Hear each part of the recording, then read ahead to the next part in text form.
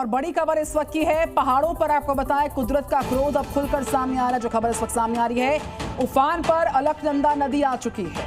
ये नदी लगातार उफान पर है और चूंकि बरसात का मौसम है, अलग अलग नदियों को लेकर अपडेट आ रहा है। लगातार उफान पर नदियां हैं, बरसात लगातार हो रही है, लैंडस्लाइड्स की खबर आ रही है। कुदरत के कहर की अलग अलग तस्वीरें जी न्यूज़ आपको लगातार दिखा रहा है और ये तस्वीर आपके सामने अलकनंदा नदी की, जिसका जलस्तर एकाएक काफ़ी ज़्यादा बढ़ चुका है।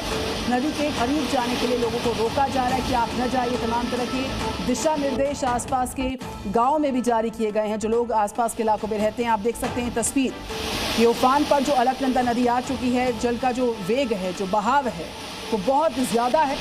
तस्वीरें सामने आई हैं, बिल्कुल तेज़ बहाव के साथ नदी बहती नजर आ रही है। उफान पर अलकनंदा नदी आ चुकी है।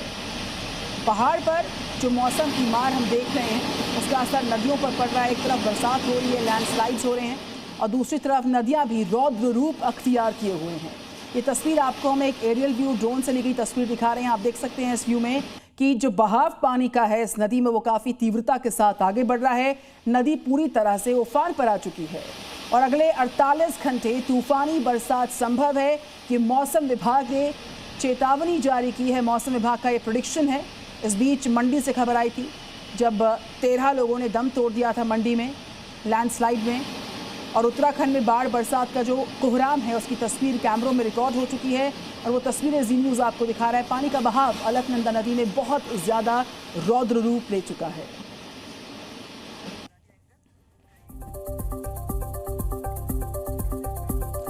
बरसात ने हिमाचल उत्तराखंड में तबाही मचाई है।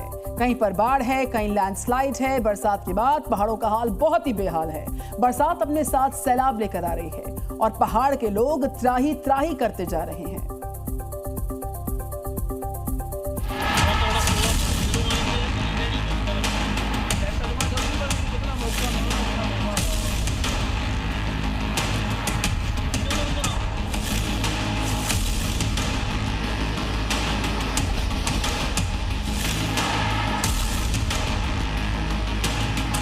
देश भर में मानसून से हाहाकार और तबाही मची हुई है।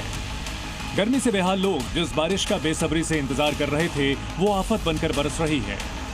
हिमाचल में बारिश लगातार कहर बरपा रही है। मनाली और उसके आसपास के इलाकों में तेज बारिश हुई है, जिसकी वजह से भूस्खलन के कारण अटल टनल रोहतांग को कनेक्टिविटी देने वाले हाईवे पर ट्रैफिक रुक गया है। ऐसे में भारी भरकम मलबा हाईवे के ऊपर जमा हो गया, जिसे हटाने का काम जारी है।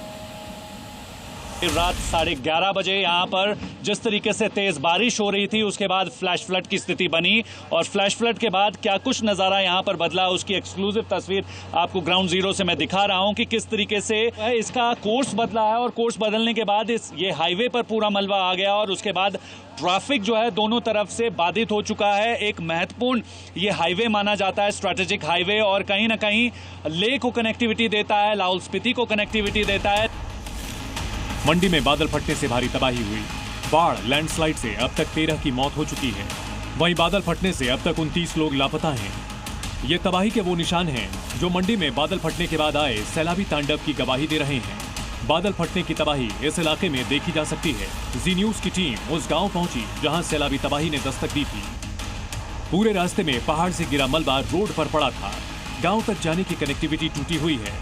करीब 1.5 किलोमीटर पैदल पहाड़ पर चलकर उस स्पॉट पर हम पहुंचे जहां बारिश के सैलाब में 9 लोग बह गए।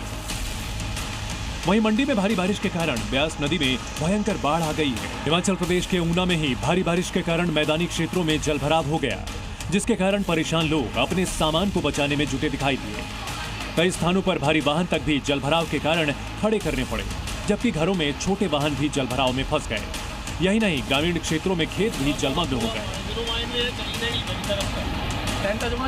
सुबह से हम लोग 5 बजे से लगे हुए हैं। पानी की निकासी को पुलियां खुलवा रहे हैं, कुछ कर रहे हैं, लेकिन पानी निकलने का अभी नाम नहीं ले रहा है। अभी भी आप देख रहे हैं कितना पानी साइड सड़कों के किनारे खड़ा हुआ है। तो हम लोग प्रशासन से यही गुजारिश करते हैं कि इसका कोई समस्या का हल किया जाए। जितनी भी पुलियां बंद पड़ी हुई हैं, वो कृपया करके उनको खुलवाया जाए और पानी की प्रॉपर निकासी की जाए, चाहे वो खड्ड में डालें या स्वाय में डालें। उत्तराखंड के रुद्रप्रयाग में केदारनाथ धाम से लौटते समय सोनप्रयाग भूस्खलन क्षेत्र में फंसे करीब 40 श्रद्धालुओं को एसडीआरएफ ने सुरक्षित निकाल लिया है। दरअसल केदारनाथ धाम के रास्ते में सोनप्रयाग के पास देर रात अचानक मलबा गिर गया था, जिसके कारण केदारनाथ धाम से लौट रहे 40 से ज्यादा तीर्थयात्री रात करीब 10 बजे से फंसे हुए थे। एसडीआरएफ की टीम ने इन्हें सुरक्षित बचा लिया।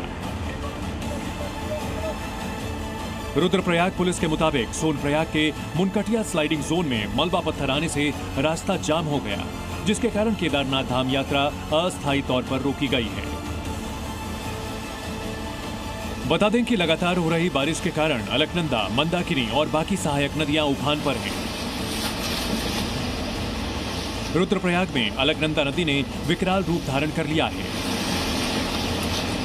अलकनंदा का जलस्तर तेजी से बढ़ रहा है।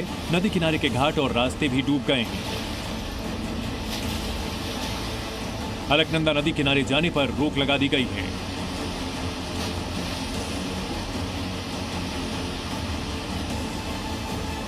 वहीं कुदरत के कहर के बीच प्रशासन ने आपदा प्रबंधन टीमों को तैनात किया है और आसपास के लोगों से सावधानी बरतने की अपील की है।